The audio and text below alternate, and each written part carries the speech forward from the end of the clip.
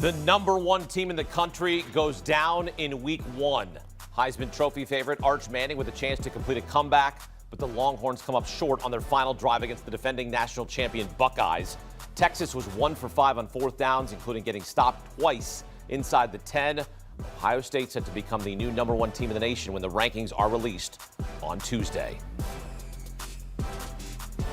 And for more, welcome in my guys, former All-American tight end Adam Breneman and CBS Sports college football insider Richard Johnson. Good to be back with you guys. Happy college football is back. We are here week one. College football is so back.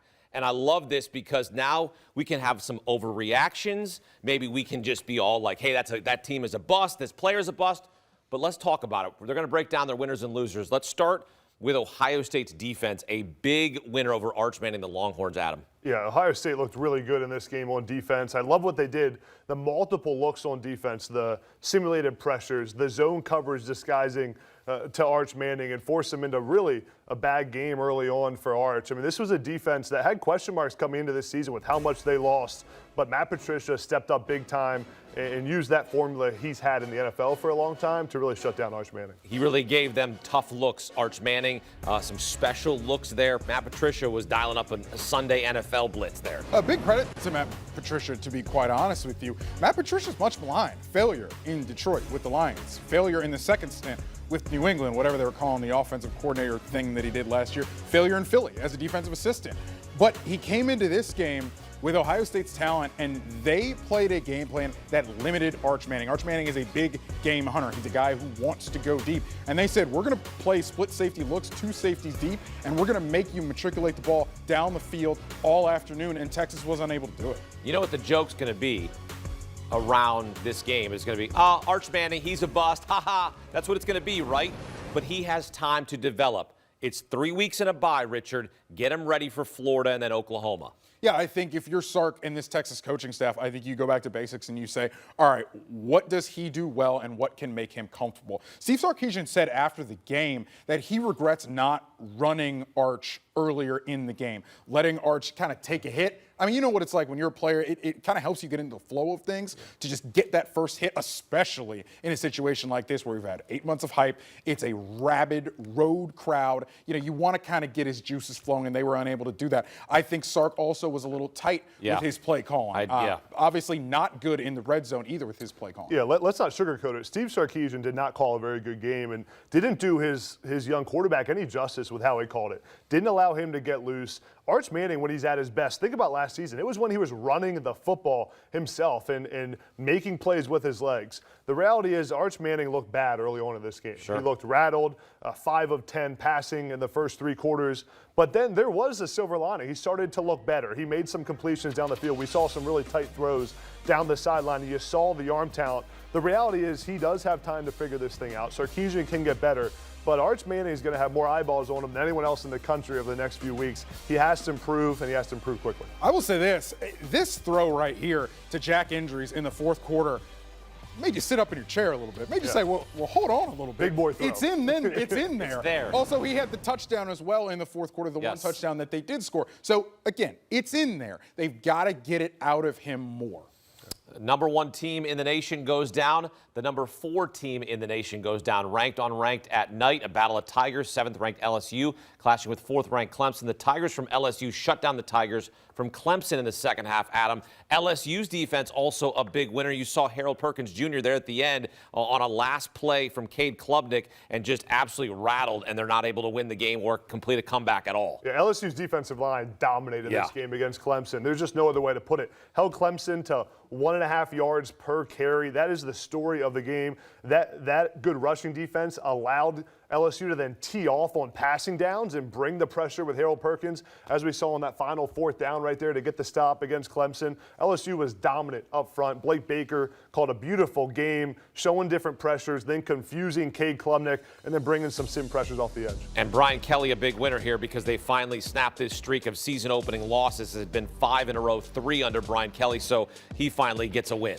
Yes, Brian Kelly finally doesn't have to bang the table in the press conference tonight. Brian Kelly can smile during this press conference because they get off on the right foot. You mentioned what Blake Baker, LSU defensive coordinator, did up front. And I think because he was able to throw so many different things at Cade Klubnik, those DBs on the back end were able to play aggressive. Mansour Delane, transfer in from Virginia Tech, he played a great game. Had an interception in the first half, had that pass breakup to get Clemson off of the field in the fourth quarter where he just played that slant. I mean, we were sitting there watching that play, and both of us were like, oh, well, they're running the slant here. Mansour Delane knew it too. He was sort of cheating inside on that route, and he gets the PBU there. I thought he played great. It's a great point you make, because you can't do those things with Harold Perkins if you don't have the secondary that can hold up on the back end. It allows you to be extremely creative as a defensive coordinator when you know that your DBs, your corners, your safeties can play man-to-man, can hang up when the blitz doesn't quite get there, because you are taking a risk. And on that final drive, when Clemson had the football, most defenses will be playing off coverage right there, keep the ball in front of you.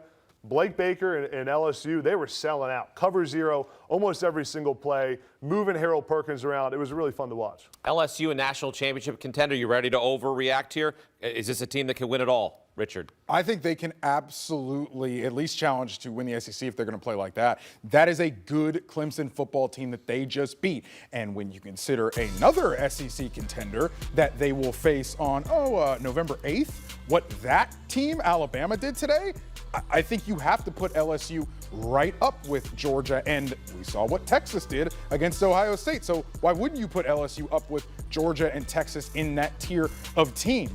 I see no reason not to if they're going to play like they did tonight. Yeah, we saw what LSU's defense can do.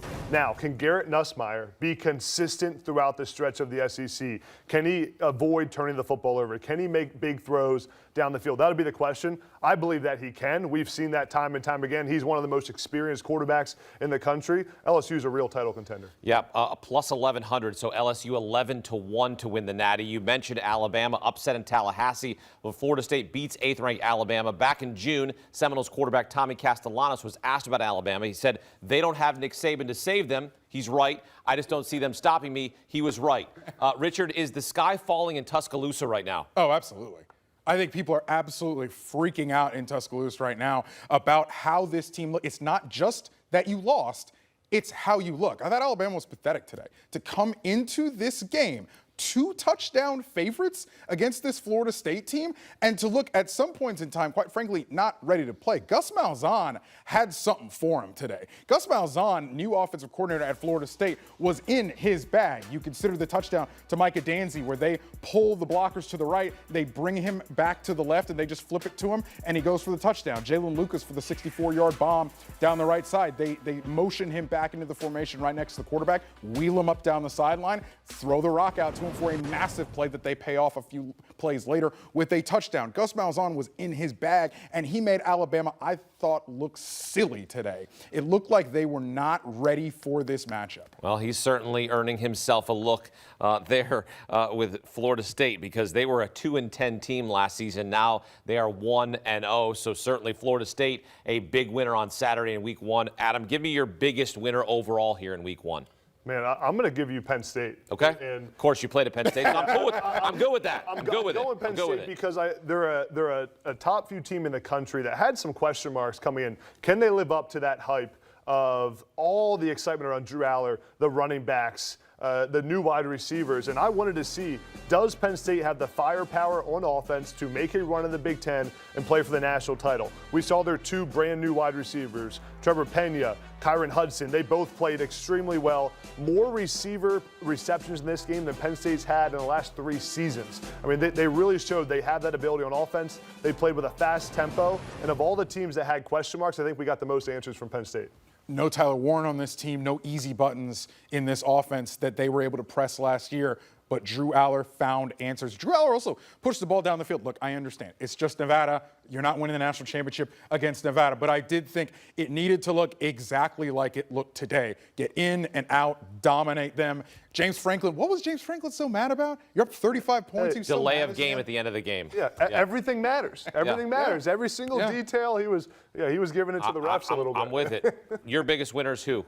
My biggest winner has to be LSU. Okay. It has to be LSU to get over this mental hurdle. A loss here would not have doomed their season, but it would have absolutely amplified the chatter around LSU. Did they waste money in the transfer portal? Is Brian Kelly really the right guy for this job? Is Garrett Nussmeier really just overrated? One thing that we also haven't talked about this LSU team, they replaced two really, really good offensive tackles that went in the NFL draft, and they held up tonight. Clemson only sacked Garrett Nussmeier, I believe, one time tonight. They held up for Garrett Nussmeier. He dropped back, I believe it's 38 attempts tonight. Yes. So they were throwing the ball. TJ Parker, Will Helt, what Clemson has up front on defense is really, really strong, but they were not able to get to Garrett Nussmeier much tonight. All right, as for your biggest loser, Adam, who disappointed you the most? Yeah, it's got to be Clemson and Dabo Swinney. Okay. I mean, Clemson had so much excitement going into this season. You return Cade Klubnik, one of the best quarterbacks in the country, and then to get out physicaled in game one at home against LSU, primetime television, it's not how you want to start the year. And for all the talk of how Dabo Swinney has built his roster around not taking transfers and then decides to take a couple transfers, and they looked pretty good, but Clemson had to find a way to win this game. They had to find a way to build on the excitement, and then to lose to an LSU team that was rebuilding in some spots and also has not won the first game of the season in 5 years, not a good start for Dabo Swinney. Yeah, my big loser has to be Alabama. There's no way it cannot be Alabama. To me, all offseason, I was under the impression that Ryan Grubb was going to come into this Alabama team as offensive coordinator and bring the offense that we saw at Washington when Washington made that run to the national championship. Last year, they were forcing a square peg into a round hole with Jalen Milroe, and Ty Simpson was going to make things better. That's not what we saw today. That first drive was really nice when they take that march down the field. And the rest of it, not good. And Ryan Williams is hurt. Kalen DeBoer said after the game, Yeah. Ryan Williams sustained a concussion. So you got problems on that offensive side of the ball. You're not getting Jam Miller back for a matter of weeks. The running back that they have, Ty Simpson's got to get better for Alabama, or this Alabama season, I think, could go south. And the reality is it's not a talent issue for Alabama. It never is. There is as much talent on this Alabama roster as Nick Saban had. It's an issue of identity. It is who do they want to be on offense? Can they run the football? Are they going to be disciplined and not have 8 penalties in a game? Alabama has a lot more to figure out than just talent. And as we talked about, they better figure it out in the next couple of weeks because the leash isn't going to be very long. So maybe Tommy Castellanos was right. They don't have Nick Saban to save them anymore. He backed it up. He did. I like that. If you're going to talk, you better back it up. You talk the talk. You better walk the walk. That's what our guys do each and every week here on CBS Sports HQ. Adam Breneman, Richard Johnson here with us on CBS Sports HQ. They are always winners. College football, so back. Check out the latest edition of College Football Insiders, hosted by a powerhouse team of reporters, including Richard Johnson. This show delivers the stories behind the headlines. College Football Insiders, download and follow today.